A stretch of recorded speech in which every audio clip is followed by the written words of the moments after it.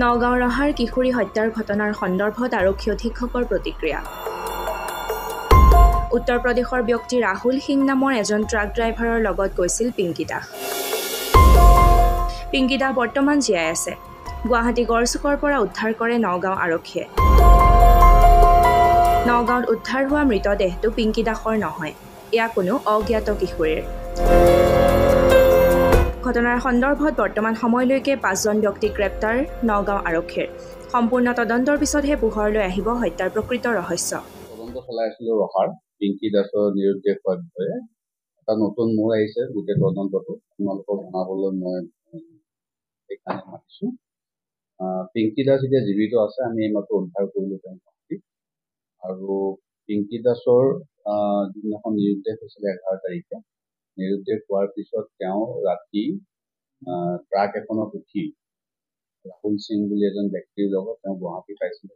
দুদিন গুৱাহাটীত আমি যিজন এৰেষ্ট কৰিলো যোৱাকালি তেওঁলোকৰ লগত আছিলো। তাৰপিছত তেওঁ গৈ পেলাই পতংগা বুলি যিটো আমাৰ গড়চুক থানাৰ আণ্ডাৰত তাতে আপোনাৰ পম্পী দলে বুলি মহিলা এগৰাকীৰ ঘৰত তেওঁ আশ্ৰয় লৈ আছিলে।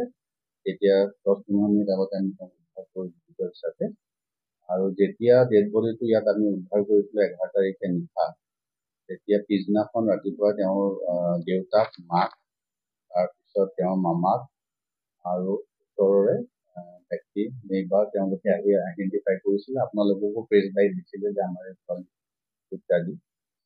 গতিকে আমি তেতিয়াৰ পৰা অকণমান বস্তুটো সন্দেহত আছিলে আমাৰ আৰু আমি সেইকাৰণে DNA কালেক্ট কৰি থৈছিলো।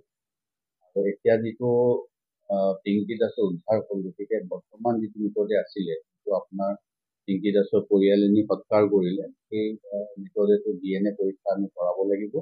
আপোনালোকৰ চেনেলৰ মাধ্যমেৰে আমি এইটো আহ্বান জনাম যাতে আপোনালোকে আৰু আইডেণ্টিফাই কৰাৰ কাৰণে পাব্লিচিটি কৰে। নগাঁও ক'ব নালাগে, কাৰণ নগাঁও হ'লে ইমান দিনে অভিভাৱক ওলালে বাহিৰৰ কোনোবা জিলাৰ হ'ব পাৰে। গতিকে আমি মৃতদেহ সৎকাৰ কৰাৰ আগতে যিবিলাক আমি আইডেণ্টিফিকেশ্যন কৰাইছিলে, তেওঁৰ মাক মীনাক্ষী দাসে কৰিছিলে, মনমোহন দাসে কৰিছিলে, দেউতাক বিকাশ দাস, তেওঁৰ মায়েক হয় মাইনু দাস, তেওঁৰ মাহীয়েক হয় উৎপল দাস, তেওঁৰ সম্পৰ্কীয় হয়। গোটেইখিনি মানুহে তেওঁলোকে আইডেণ্টিফাই কৰি আপোনালোককো প্ৰেছ বাইট দি ইয়াৰ পৰা লৈ গৈছিলে। তাৰপিছত যিখিনি আমি ইনভেষ্টিগেশ্যনত পালো যে তেওঁ ঘৰৰ পৰা কাজিয়া লাগি ওলাই আহিছিলে। তেওঁৰ হাতত এখন বহী আছিলে য'ত বিভিন্ন মানুহৰ নাম্বাৰ আছিলে আৰু সেই নাম্বাৰত আমি গম পালো বহীখন তেওঁ লগত লৈ গৈছিলে। যদিও আমাৰ এটা সন্দেহ হ'ল যে ৰাতি 11টা কিমানত গুৱাহাটী পাবলগীয়া কিবা ব্যৱস্থা আছে। আমি সেইটো তদন্ত কৰি আছিলো। ISBTত আমি 2জন লিংক পালো। তেওঁ নিজৰ মোবাইলটো ব্যৱহাৰ কৰা নাছিলে, যিটো ঘৰৰ পৰা লৈ গৈছিলে। তেওঁ য'ৰ পৰা মোবাইল ব্যৱহাৰ কৰি আছিলে, যাকে পাই তাৰ পৰাই ব্যৱহাৰ কৰি আছিলে আৰু তেনেকে আমি সেই বস্তুটো আমি গালি জাৰি চাই গম পালো যে ইয়াৰ পৰা ট্ৰাকত উঠি তেওঁ ৰাহুল সিঙৰ লগত গৈছিলে। ৰাহুল সিং এজন উত্তৰ প্ৰদেশৰ ব্যক্তি আৰু তেওঁৰ লগত কাকত ফটোগ্ৰাফো আমি পাইছো। সেইখিনি তাত উঠি যোৱাৰ পিছত তেওঁ ISBTত নামিলে। ISBTত আমি যি 2জন এৰেষ্ট কৰিছো তেওঁলোকৰ লগত 2 দিন আছিলে ISBTত। তাৰপিছত তৃতীয় দিনাখন তেওঁ নিৰুদ্দেশ হ'ল। নিৰুদ্দেশ হোৱাৰ পিছত পম্পী দলেৰ ভায়েক সমৰজিৎ দলে তেওঁ অটো চলাই তেওঁ ছোৱালীজনীক পাই পেলাই তেওঁৰ ঘৰত লৈ আশ্ৰয় দিছে। এতিয়া বৰ্তমান তেওঁ জীৱিত আছে। আমাৰ সদৰ তেওঁ তাতে আছে, তেওঁ লৈ আহি আছে ছোৱালীজনী অলপ 1 ঘণ্টামান পিছত। এতিয়া বাকী থাকিলে যিজন ইয়াত আমি মৃতদেহ পাইছিলো, যিগৰাকী আমি DNA পৰীক্ষাৰ কাৰণে প্ৰিজাৰ্ভেশ্যনৰ কাৰণে ৰখা হৈছে। আমি আপোনালোকৰ চেনেলৰ মাধ্যমেৰে আহ্বান জনাম যাতে আপোনালোকে দিয়ে আৰু কোনোবা যদি আমাক কণ্টেক্ট কৰে আমি তেতিয়াহ'লে আৰু তদন্তটো আগুৱাই লৈ যাবলৈ সুবিধা হ'ব। ইতিমধ্যে আমি সেইটো তদন্ত চলাই ৰাখিম, সেইটো বন্ধ নহ'ব। তাৰ কাৰণে এটা বেলেগ কেছ আমি ৰেজিষ্টাৰ কৰাই আছিলে নগাঁও সদৰ থানাত আৰু নিৰুদ্দেশৰ কেছটো আমাৰ ৰহা থানাত আছে। বৰ্তমানখিনি মই ক'ব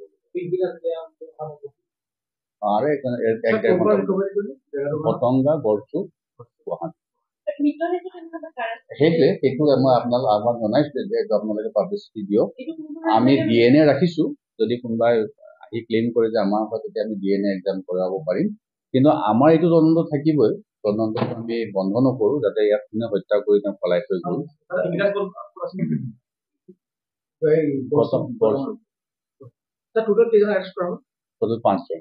পাঁচজনৰ না মই কৈ আছো যিখিনি নিৰুদ্দেশ হোৱাত সহায় কৰিছে ছোৱালীজনী, আমি প্ৰথমতে হানিফ আলী আৰু তেওঁৰ লগত দুজন ধৰিছিলো। তেওঁলোকৰ ঘৰত গৈ ছোৱালীজনীৰ লগত ফটো উঠিব বিচাৰিছিলে জবৰদস্তি, আৰু বহুত ফোনত কমিউনিকেশ্যন কৰি থাকে, হেৰাছমেণ্ট কৰে, মাকে আমাক অভিযোগ কৰিছিল। সেই অভিযোগৰ ভিত্তিত আমি এৰেষ্ট কৰিছোঁ। তাৰপিছত গুৱাহাটীত আমি দুজন ব্যক্তি বিহাৰী সম্প্ৰদায়ে তেওঁলোকক এৰেষ্ট কৰা হৈছে। তেওঁলোকে ছোৱালীজনীক আৰক্ষীক চমজাই দিব লাগিছিলে, যিহেতু অকলে পাইছে, নিদি পেলাই মোবাইলৰ চিমটো ৰাখি থৈছিলে ছোৱালীজনী, আৰু লগতে দুদিন আশ্ৰয় দি ৰাখিছিলে। আৰু তেওঁলোকৰ কৰ্তব্য আছিলে যে এনেকুৱা যদি এজনী ছোৱালী পায়, তাকো মাইনৰ, তেওঁলোকে লগে লগে থানাত বা ওচৰত পুলিচক জনাই দিব লাগিছিল। আৰু ISBT পুলিচ থানাও আছে। তো সেইটো নকৰিলে তেওঁলোকে আৰু দুদিন ৰাখি আশ্ৰয় দি তাৰ পৰা তেওঁলোকৰ হেৰিৰ পৰা আকৌ নাইকিয়া হ'ল। আকৌ ৰাহুলৰ লগত কমিউনিকেশ্যন, ৰাহুলক এৰেষ্ট কৰা হৈছে। আৰু ৰাহুলৰ লগত আমি গাড়ীত যেতিয়া লৈ গৈছে ইয়াৰ পৰা গুৱাহাটীত, তো ৰাহুলৰ লগত তেওঁৰ মানে ফটোগ্ৰাফাৰ পাইছো, যিখিনি অকণমান ইয়াত নক'ব দিগদাৰী।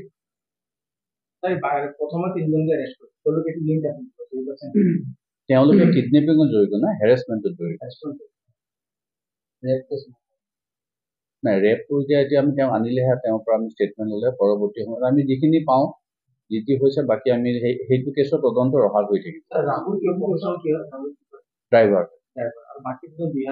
বিহাৰৰ দুজন ISBTৰ এজন চকীদাৰ হয়, এজন পৰ্টাৰ হয়, বস্তু মাল নিয়া। কেছ নম্বৰটো মই দিম। ধন্যবাদ।